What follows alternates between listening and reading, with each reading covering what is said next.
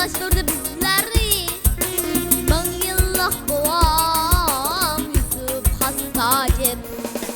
Şair diyen sinindek uzun yaşar bu. Bin yıllardan davan eden dadıl aşamdu. Faziletke kemaletke sendek doşamdu. Ulu alim büyük şair Yusuf Hastacı. Ulu alim büyük şair Yusuf Hastacı.